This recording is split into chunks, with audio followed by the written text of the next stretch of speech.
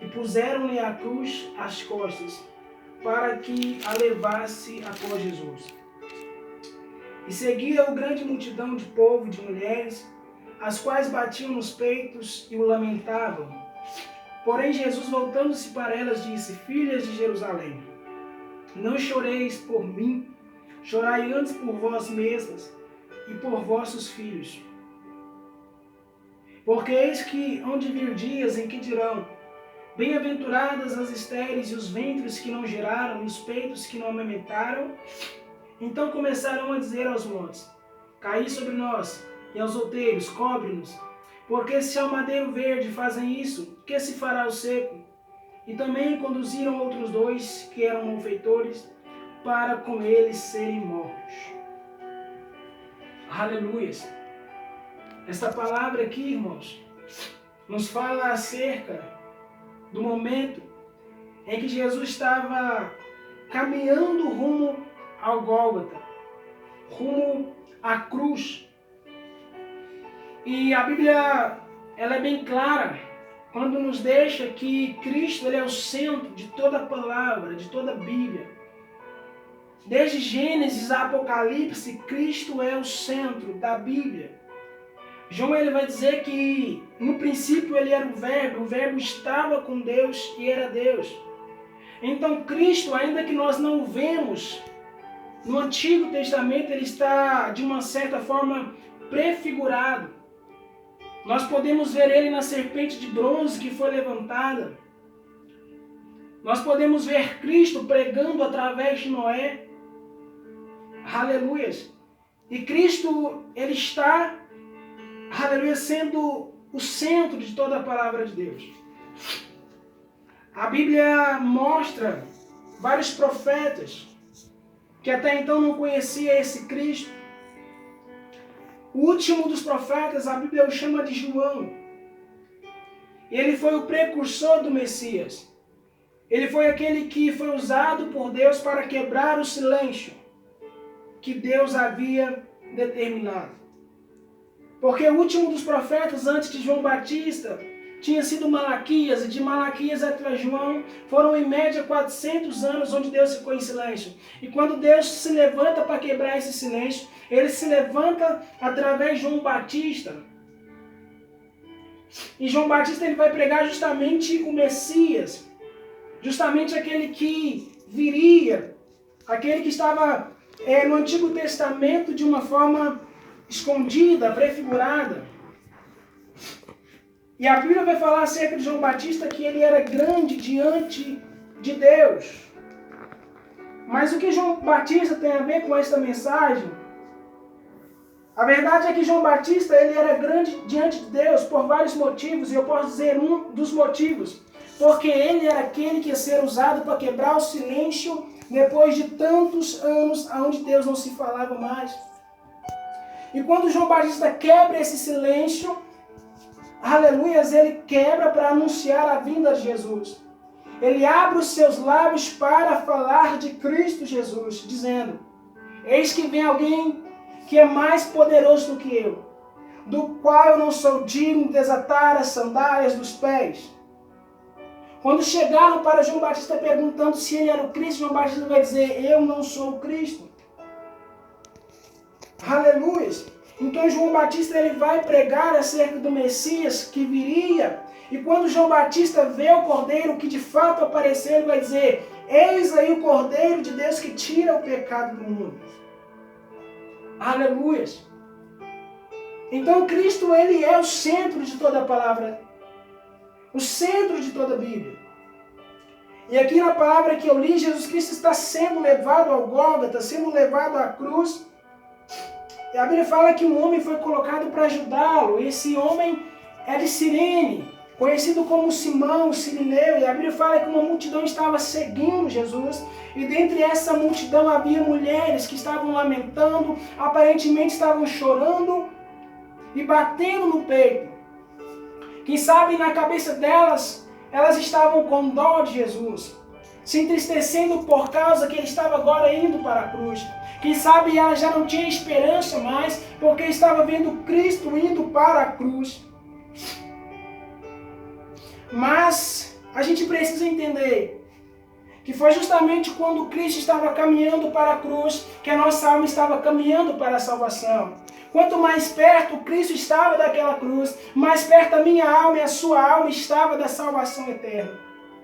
E Jesus Cristo vai responder para aquelas mulheres dizendo: aleluias, não choreis por mim, chorai antes por vós mesmos e por vossos filhos. Entenda que aqui a mensagem é sobre a cruz. Cristo está indo rumo à cruz. As mulheres estão chorando, Jesus está dizendo: não chores. E a verdade é que nós não precisamos mais ter dó de Jesus. Quando ouvirmos as pregações que falam da cruz, onde o sangue foi jorrado, onde a coroa de Cristo foi colocada, a nossa tendência é ter dó de Jesus. A nossa tendência é achar que ele é um coitado. É chorar por ele, como se ele precisasse de nós, de dó. E Jesus Cristo está dizendo para aquelas mulheres que choravam: não chorem. Para aquelas mulheres que pranteavam, que se lamentavam: não chorem por mim, chorem por vocês. Então Cristo, ele é suficiente. Cristo, ele não está mendigando dó, pena. Aleluia. Louvado seja o nome do Senhor. E a Bíblia fala no versículo 29, porque eis que onde vir dias em que dirão: bem-aventuradas estéreis, os ventres que não geraram, os peitos que não amamentaram. Então começarão a dizer aos montes: cai sobre nós, e aos outeiros: nos cobre ou cobre-nos. Aqui está possivelmente falando do juízo que cairia sobre a cidade de Jerusalém, onde o povo aparentemente ia preferir a morte do que o juízo de Deus. E a Bíblia deixa bem claro que quando Paulo, por exemplo, ele vai pregar para Félix sobre o juízo de Deus, Félix acaba temendo. A Bíblia fala lá em Apocalipse 6, do dia da ira do Cordeiro, dizendo que grande, ou que chegou o dia da ira do Cordeiro, e quem poderá suportar? E eles preferiam a morte do que o juízo de Deus. Então não tenha medo da morte, tenha medo do juízo de Deus. Jerusalém aqui não seria poupada. Por quê? Porque não aproveitou a oportunidade. Isso está lá em Lucas 19, versículo 45 a 47, que diz: então ele entrou no templo. Ou melhor, versículo 41 a 44, que diz: quando se aproximou e viu a cidade, Jesus chorou sobre ela e disse: olha só, as mulheres estavam chorando por ele, mas ele está chorando por Jerusalém. Jesus Cristo é suficiente. Somos nós que precisamos dele. Aleluias. Jesus chorou sobre ela, sobre a cidade, e disse: se você compreendesse nesse dia, sim, você também, o que traz a paz, mas agora isso está oculto aos seus olhos. A Jesus Cristo fala acerca de Jerusalém: virão dias em que os seus inimigos construirão trincheiras contra você, a rodearão e a cercarão de todos os lados. Também a lançarão por terra, você e os seus filhos. Não deixarão pedra sobre pedra, porque você não reconheceu a oportunidade que Deus concedeu. Então o juízo de Deus ia cair sobre Jerusalém. Seria destruída. Não ia ficar pedra sobre pedra, porque não aproveitou a oportunidade que Deus deu a ela. Jesus Cristo já havia dito acerca de Jerusalém uma certa vez: Jerusalém, Jerusalém, que mata os profetas e apedreja os que são enviados. Quantas vezes eu quis juntar vocês debaixo das minhas asas, como uma galinha junta os pintinhos, e vocês não quiseram. Ou seja, recusam a oportunidade. Mata os meus profetas, apedreja os que são enviados. Quantas vezes Deus, através de homens e mulheres, tem falado para você uma verdade e você está rejeitando. Você não está aceitando a verdade pregada. Você está como Jerusalém, que não aproveita a oportunidade. E eu quero dizer para você: a palavra que você rejeita hoje, amanhã te julgará. Seremos julgados pela própria palavra. E terrível coisa é cair nas mãos do Deus vivo. E a Bíblia diz então no versículo 30, então começaram a dizer aos montes: cai sobre nós. E aos outeiros: cobre-nos. Porque se ao madeiro verde fazem isso, que se fará ao seco? Ou seja, a ideia aqui, pelo que parece, é: se fazem isso comigo, o Cristo, o Filho de Deus, o que será de você, Jerusalém?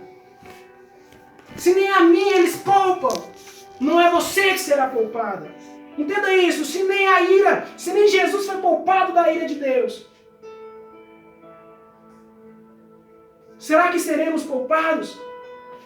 Se ele, sendo inocente, não foi poupado da ira de Deus, não seremos nós que seremos poupados. A Bíblia fala no versículo 32, e também conduziram outros 2 que eram malfeitores para com eles serem mortos. Jesus aqui está sendo levado como se fosse mais um transgressor, mais um pecador. E tudo isso para pagar o preço pelo meu e pelo teu pecado. E eu digo por nós temos rejeitado. Nós temos virado a costa para o sangue de Jesus.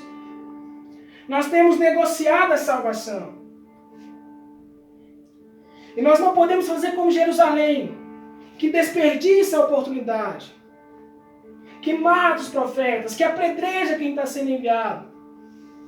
Lembra de Estevão pregando, o povo apedrejando, como se Estevão estivesse fazendo algo de errado, mas não. Estevão estava dizendo a verdade, o povo rangendo os dentes, ou seja, não estavam aproveitando a oportunidade. Deus está te falando e você está rejeitando a oportunidade, seu coração está endurecido. Então permita que Deus quebrante esse seu coração.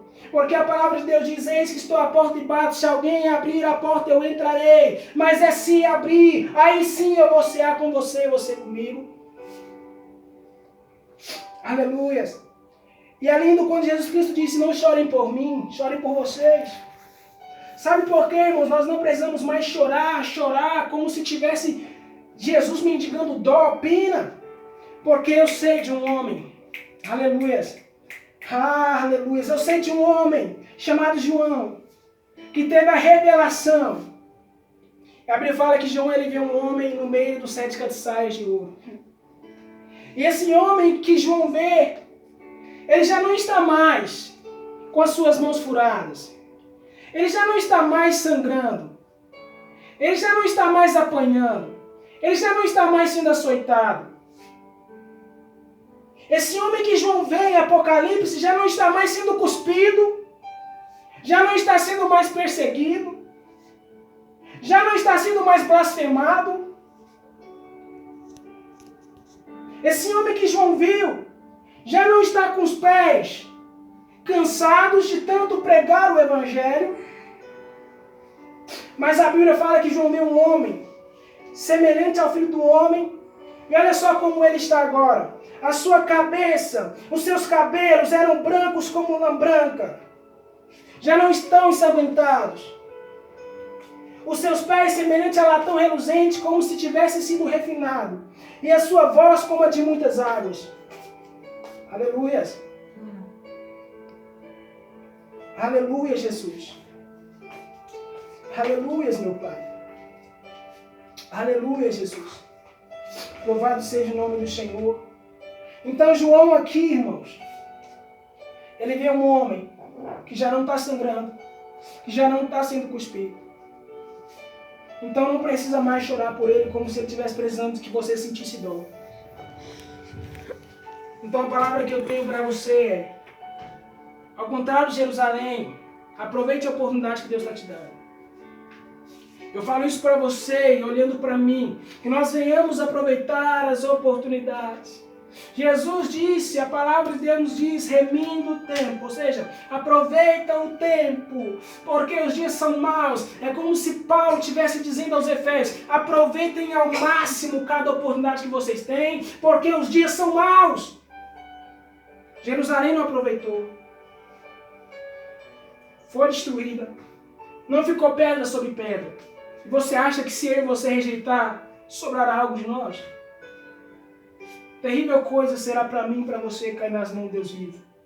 E assim eu agradeço, irmãos, a oportunidade em nome de Jesus. Pai, glorifica o teu nome. Obrigado pela tua palavra. Nos ajuda, meu Pai, a aproveitar as oportunidades. Somos miseráveis, pecadores,